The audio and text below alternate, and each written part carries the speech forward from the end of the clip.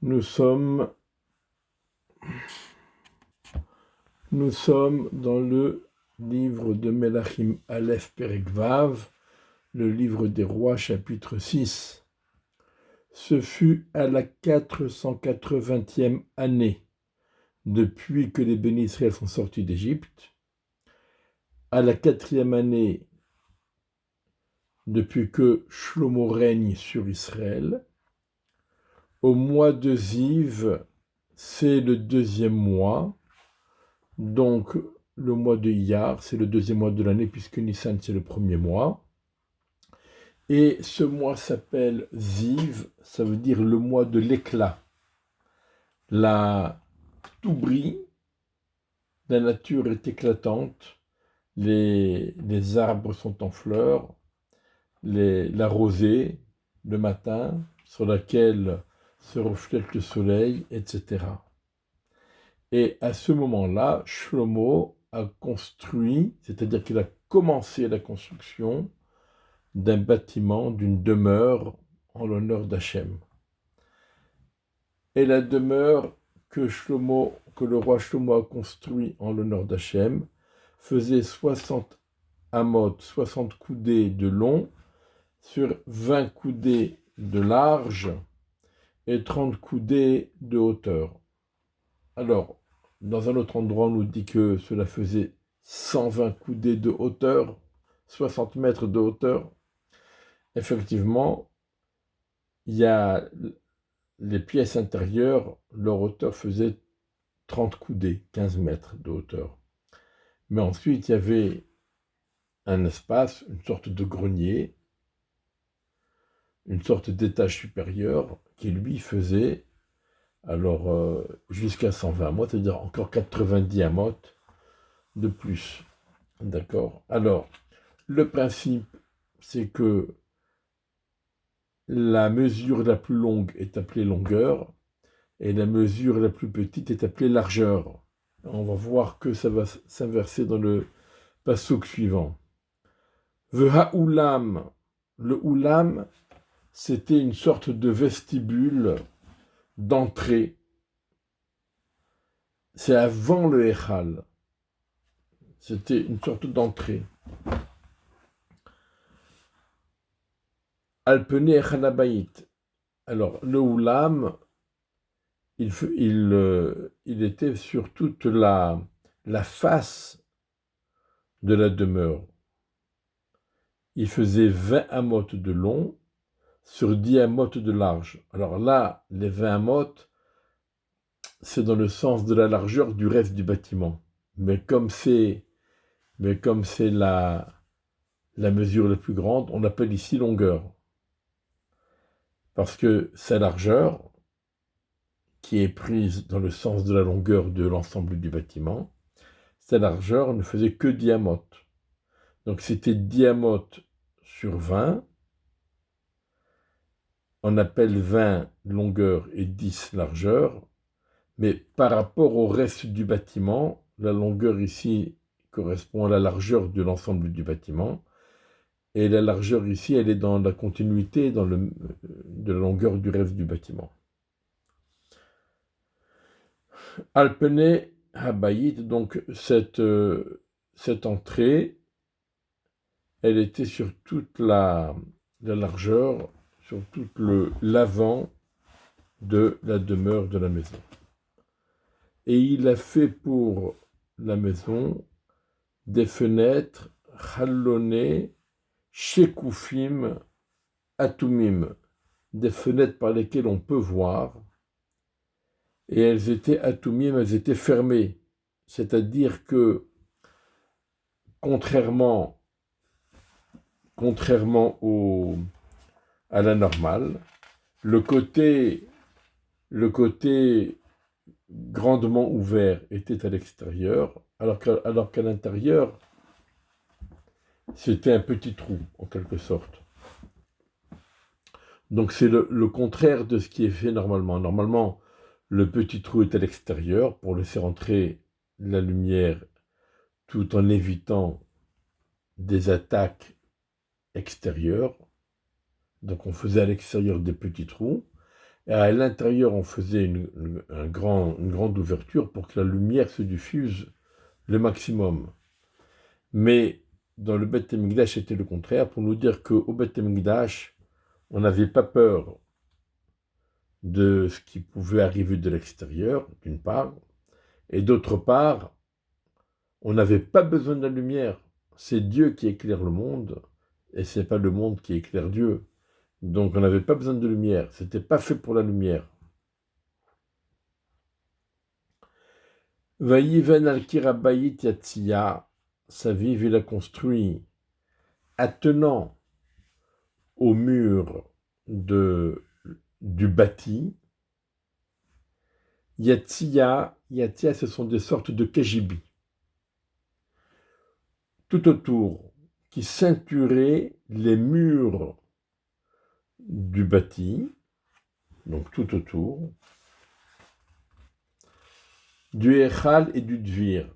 Donc ces kajibis n'allaient pas jusqu'au bout. Ça veut dire le kajibi s'arrêtait au niveau du Oulam. La partie du Oulam, vestibule, n'était pas flanquée de kajibi à son extérieur. Les kajibis commençaient à partir du Echal lui-même, du sanctuaire lui-même. Et donc il a fait Vayaf Tselaot Saviv, il a fait des à côté, donc c'était des kajibis. Il y a 3 mots qui sont employés ici pour signifier le kajibi. Yatia et Tselaot. Et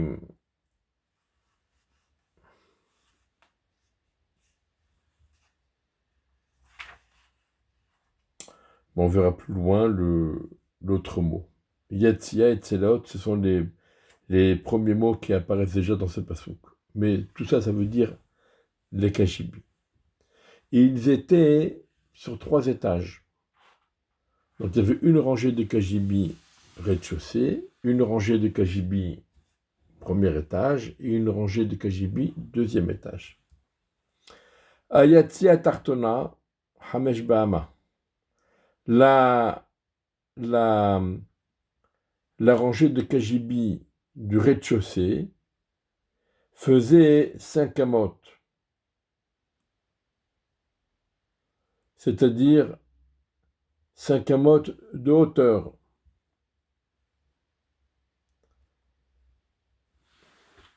Alors Rashi nous explique un peu en détail. Donc 5 amot de hauteur. Alors Chamesh Ba'ama Rochba. Alors ici on nous dit 5 amot de largeur. Et celle du milieu faisait 6 amot de largeur. Et l'étage supérieur des kajibis, la troisième rangée supérieure des kajibis, donc le deuxième étage, rez-de-chaussée premier et deuxième, faisait 7 amot de largeur. Et pourquoi cette différence? Parce que quand on a construit le mur du Echal, donc du côté extérieur, on a réduit l'épaisseur du mur d'une amas pour chaque étage. Et pourquoi on a réduit d'une amas l'épaisseur du mur du côté extérieur? Pour pouvoir y poser les poutres qui allaient constituer le plafond de l'étage d'en dessous et le parquet de l'étage d'au-dessus, le sol de l'étage d'au-dessus. Parce que plutôt que de faire des trous dans le mur pour y insérer des poutres, Shlomo Amelech, il a préféré, pour ne pas abîmer le mur, il a préféré tout simplement décalé d'une amas. Donc le mur allait en s'amincissant, à chaque étage une amas.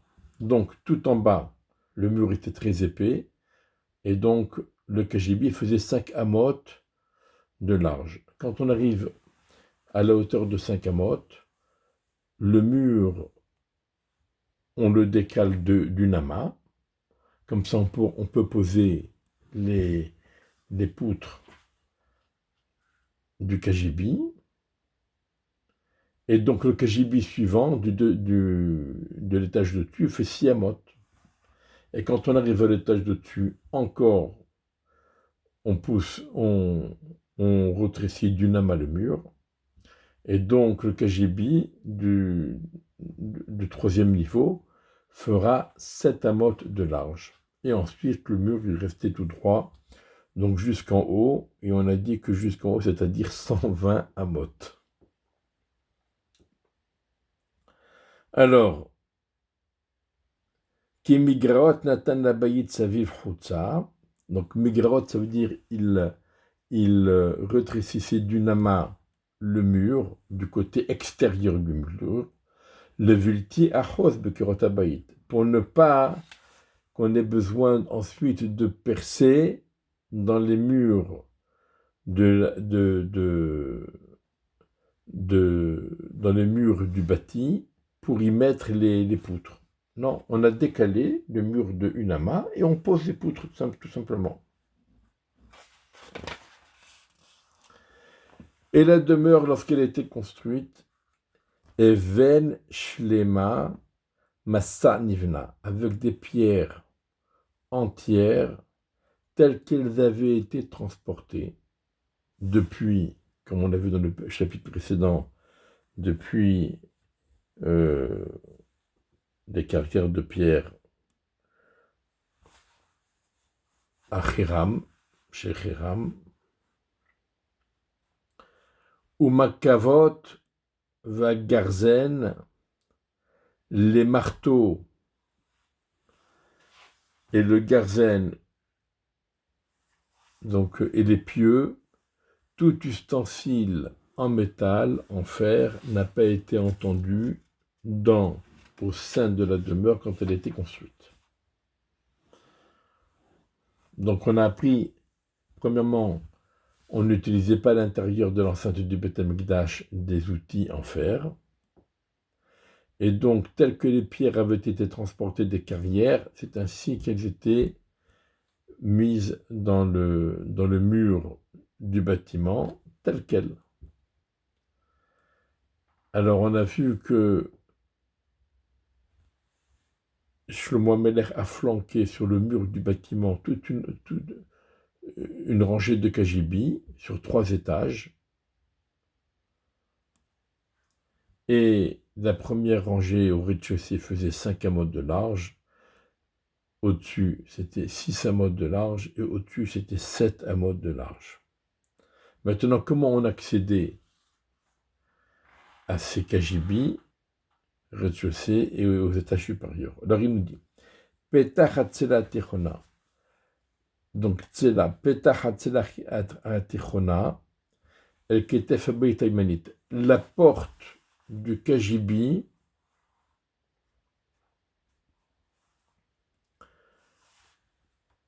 elle se trouvait donc au rez-de-chaussée. Ici, Tichona ne signifie pas au milieu, c'est-à-dire dans l'étage du milieu, mais ici, Tichona signifie rez-de-chaussée, et c'est au milieu des 5 KGB qui se trouvaient côté sud. Donc, celle du milieu, elle avait une porte qui donnait à l'extérieur, et donc par laquelle on pouvait rentrer. Donc, El Ketef Abayit Aymanit, sur le flanc droit de la demeure, ce qui correspond au sud. Ou Belulim, Ya'alou à la Tichona, et à l'aide d'un escalier en colimaçon on pouvait monter et accéder à l'étage du milieu, au Menatechona Lashlichim, et ensuite du milieu à l'étage supérieur, donc par un escalier en colimaçon. Et il y avait des portes de part et d'autre de chaque dans les KGB qui permettaient d'accéder d'un KGB à l'autre à l'horizontale. Donc il y avait une porte à l'extérieur qui se trouvait dans le KGB central côté droit, côté sud du bâti. Donc on rentrait par là de l'extérieur. Ensuite on peut aller à droite ou à gauche parce qu'il y a des portes communicantes. Et si on veut monter aux étages supérieurs, il y a des escaliers en colimaçon qui permettent d'accéder aux étages supérieurs. Il a construit le bâti et il l'a terminé. Donc du début jusqu'à la fin. Vayispon et abayit gevim usderot barazim. Donc Vayispon et abayit, il a recouvert le bâti avec un toit qui était fait Gevim ou Sderot Barazim. Alors, le toit servait à la fois de plafond et de parquet pour plafond pour l'étage inférieur, parquet pour l'étage supérieur.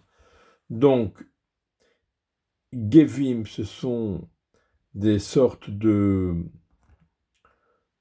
tuiles arrondies, d'accord, comme des demi-tuyaux. Et par-dessus ces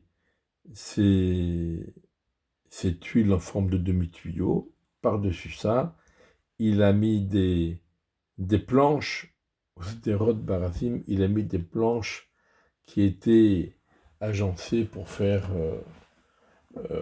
un parquet avec des formes, etc.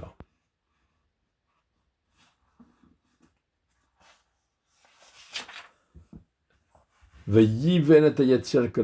a construit les KGB sur tout le pourtour de la maison, du bâti, donc excepté, comme on a dit, la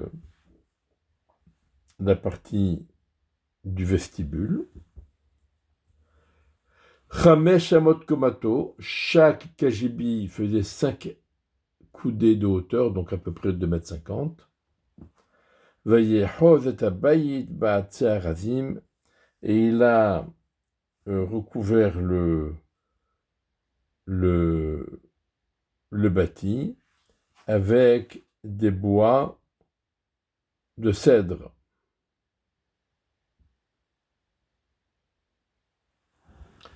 Ce fut la parole de Dieu, s'adressa à Shlomo en lui disant: cette demeure que tu construis, c'est bien, tu me fais un beau palais, c'est bien, merci. Mais attention, si tu suis mes lois et mes règles, et que tu accomplis mes règles, et que tu observes mes mitzvot pour les suivre, alors je maintiendrai et j'accomplirai avec toi ma parole, c'est-à-dire mon engagement, mon serment que j'ai adressé à David ton père. Ce que j'ai promis à David ton père, je l'accomplirai avec toi, à condition que tu suives le chemin de la Torah. Et je résiderai parmi les bénis Israël, et je n'abandonnerai pas mon peuple Israël. Donc c'est sous condition. C'est pas parce que le palais est magnifique que l'affaire est gagnée. Ça reste sous condition. Si le roi suit le chemin d'Hachem, suit le chemin de la Torah, et il entraîne les bénis Israël dans ce chemin, alors Dieu résidera parmi les bénis Israël et n'abandonnera pas son peuple Israël.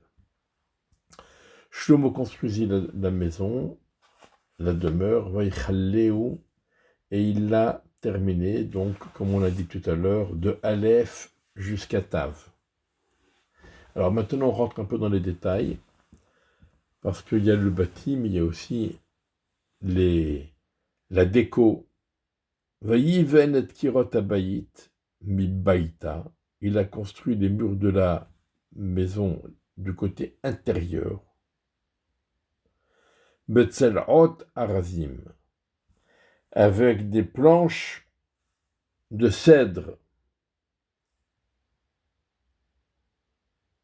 Depuis le sol de la demeure, ad kirot asipoun, tous les murs jusqu'au toit, jusqu'au plafond.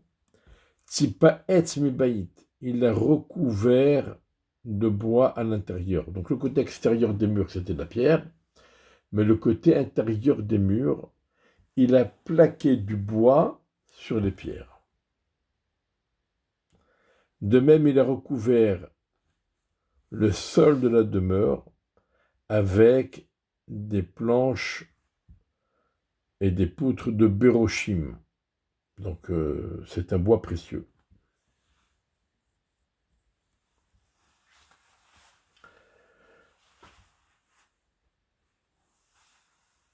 Vayiven et Srim Ama, il a construit 20 amot des côtés de la demeure. Alors, là, ici, on va parler du Kodesh HaKodashim, de la partie la plus profonde de la demeure, qui était donc réservée pour le Kodesh HaKodashim. Et quand on dit 20 amot, ça veut dire 20 amot au-dessus des... au-dessus des... au-dessus de l'extrémité des ailes des Kérouvim, des chérubins. Donc, comme ça, Rachid nous l'explique. Donc, Minakete Abaïd Betzelot Arazim, Menakarka Dakirot, depuis le sol jusqu'au mur et jusqu'au plafond. Vayiveno mi Bayit, les dieux le Kodesh HaKodashim, il l'a construit à l'intérieur du côté intérieur du bâtiment, dans le Kodesh HaKodashim.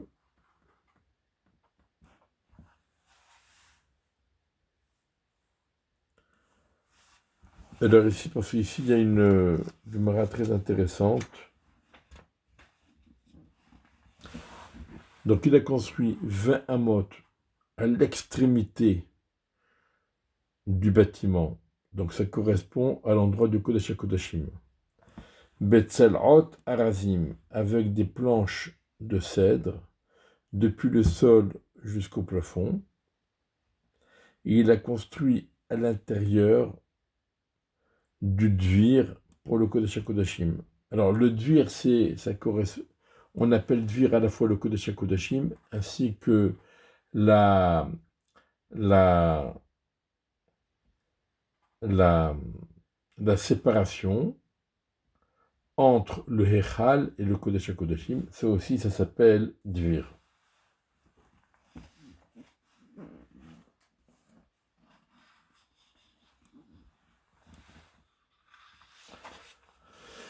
Et 40 amas, ça c'est le Hechal. 40 amas, 40 coudées du bâtiment, c'est le Hechal qui était avant le Kodesh HaKodashim. Donc le Kodesh HaKodashim faisait 20 amot, 20 coudées, donc depuis l'extrémité du bâtiment vers l'avant. Il y avait 20 coudées qui étaient réservées au Kodesh HaKodashim.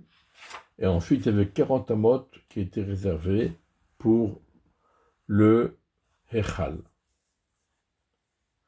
Ve'erez el abayit penima mikelaat pekaim.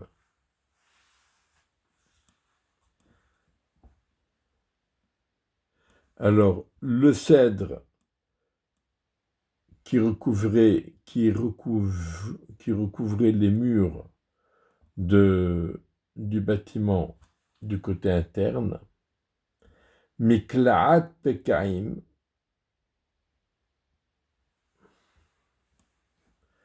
elles étaient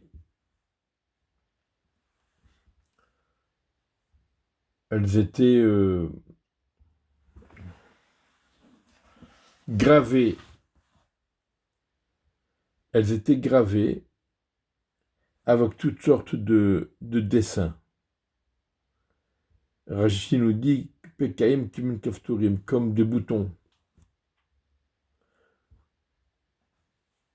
Upture Tzitzim,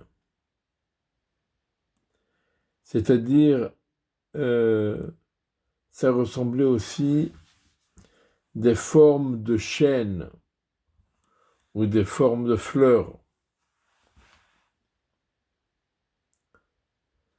À Kol Erez, le tout en cèdre, En Even Nira, on ne voyait plus donc la pierre. La pierre était invisible parce qu'elle était entièrement couverte de ces planches de bois.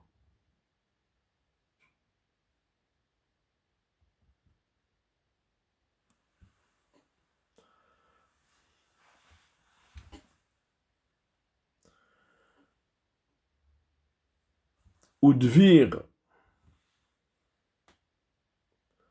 Betach Habayit Mipeni Maechin.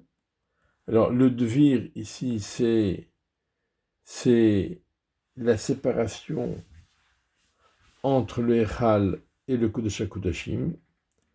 Alors, il se trouvait Betoch Habayit, à l'intérieur du bâtiment, le Titen Sham, pour y mettre l'arche de l'alliance de Dieu.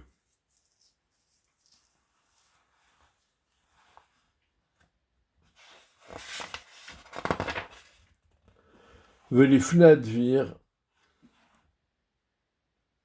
ça veut dire, et à l'intérieur de cette séparation, il y avait 20 amotes de long sur 20 amotes de large et sur 20 amotes de hauteur.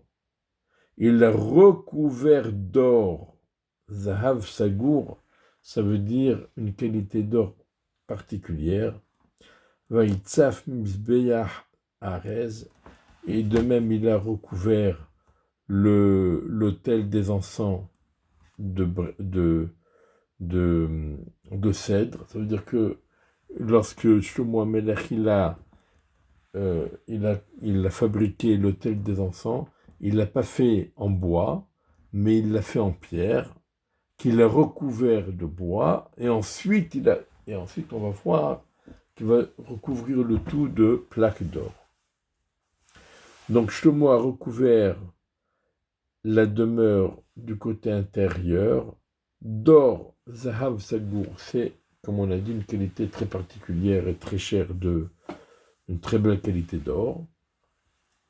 Vayaber Beratukot, Zahav,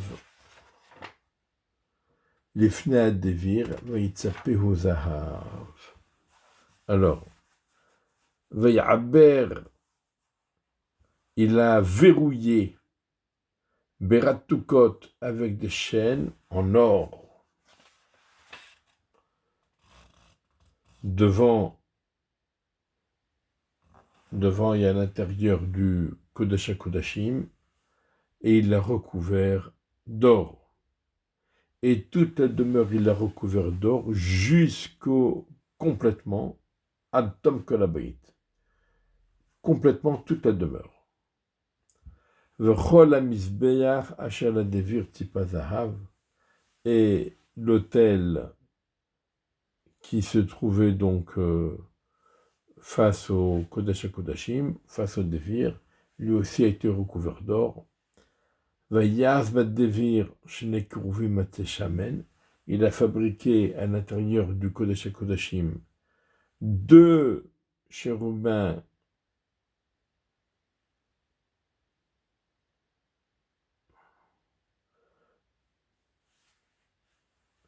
deux chérubins en bois d'olivier, et chacun faisait 10 amotes de hauteur. Et 5 amotes Kenaf Akiruva Echat, 5 amotes, c'était l'aile, une seule aile d'un chérubin faisait 5 amotes.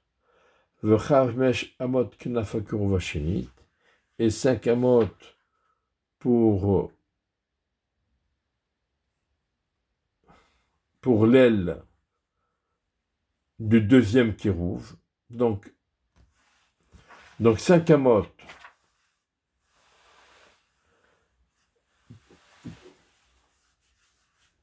étaient occupées par l'aile d'un kérouv et 5 amotes étaient occupées par l'aile du deuxième chérubin. 10 amotes, miktsot kenafav, vat ketsot kenafav, donc 10 amotes d'une extrémité à l'autre des ailes des chérubins, Rachid nous dit, quand elles étaient tendues,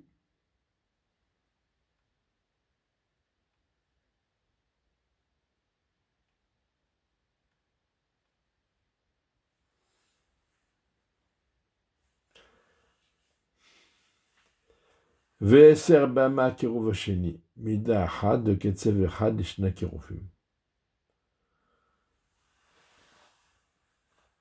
Donc on verra la suite des éléments que Shlomo a fabriqués et il les a recouverts d'or. On verra donc la suite de tous ces éléments à la prochaine session, parce que le chapitre est long.